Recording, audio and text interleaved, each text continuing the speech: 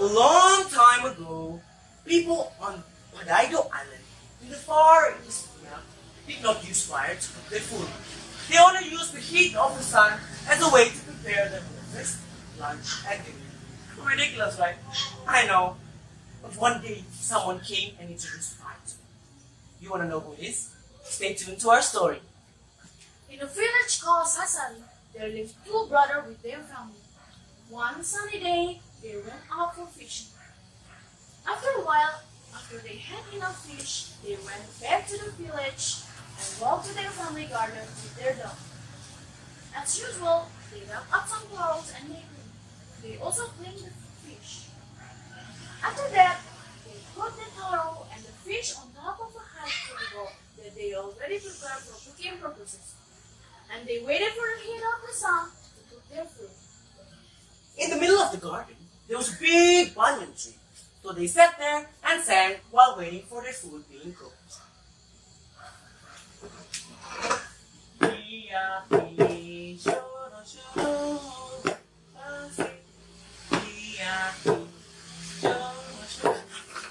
The dog saw the lady and started to bark.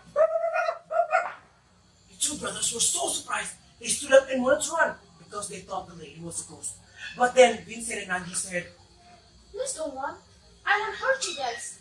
I'm here to teach you how to make fire, so that you guys don't have to waste your time waiting for the heat of the sun to cook your food." The two brothers were still scared. They wanted to run, but then Binseren Nanggi kept on convincing them that she was not going to hurt them. After a while, they decided to stay, because they were also curious about the word fire, since they never heard it before. Binseren Nanggi then said, "Listen, go and bring me 2 dry bamboos and some wood with you." The two brothers agreed and went to find wood. After a while, they went back with the things. The younger brother said, "Binseren Nanggi, here are the things that you told us to bring. What's next?" Now, cut the wood short and arrange them in circles. Don't forget to insert the dry leaf between them. After that, Binseren Nanggi held the bamboos, one on her right hand and one on her left. She put one on top of the other and began to rub it repeatedly. In a few seconds, the 2 bamboos became hot and began to spark. The younger brother quickly put the dry bamboo leaves into the start. Suddenly, they were burned to create fire. The 2 brothers were so happy to see the fire. At the same time, their dog was also wailing, "Ow!" as if he was also happy to see this miracle. Binseren Nanggi was also happy to see the smiling faces of the brother. Then the younger brother put the fire into the firewood that they have already prepared. They waited for the firewood to become charcoal. After that, Binseren Nanggi then put taros and the fish on top of it while watching it so the food don't get burned. After the food was cooked, Binseren Nanggi then served it on the big leaves and told the brothers to eat it. But of course, the brothers were reluctant. So Binseren Nanggi then ate 1 fish and 1 taro to prove it that the food was safe. "Look, I've ate the food and nothing happened to me.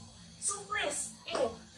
The 2 brothers were still reluctant, so they decided to give some of their food to their dog and see what will happen. After the dog finished, it licked its mouth and wanted more. They knew that the food was safe, but then again, they were still reluctant to eat it. So the big brother said to the younger brother, "Hey bro, you eat the food first. If something bad happens to you, I will kill this woman instantly, okay?"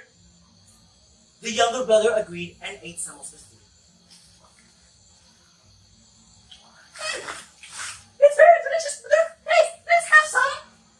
exclaimed the younger brother while inviting the lady and his brother to dinner. Finally, Binseren Nanggi and the 2 brothers enjoyed their lunch together. After they finished their lunch, Binseren Nanggi then told them to bring some coconut leaves so that they can introduce fire to the villagers. When the evening came, they went back to the village and introduced fire to the villagers.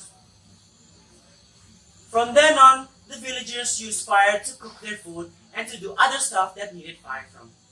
At the end, they thanked Binseren Nanggi for her kindness. As one of the countries with such rich culture, it is a responsibility for us to preserve and protect our culture from being lost. In a form of storytelling like this is one way we as students in preserving our respective culture. Namely, to add the way we think critically as we select high-value stories to present our culture and to achieve the goal of this competition. And to build better cultural understanding between regions through language. By listening and comprehending the hidden values beyond this great story across Southeast Asia, it is expected that cultural barriers and those challenges may break down and hence Asian community to become stronger by accepting similarities and respecting differences. In closing, we can learn from the story that when people came to bring changes or a new way of life to a community, they always face challenges. But we, as the young generation, must be ready to accept positive things from others for the sake of our own future. Thank you.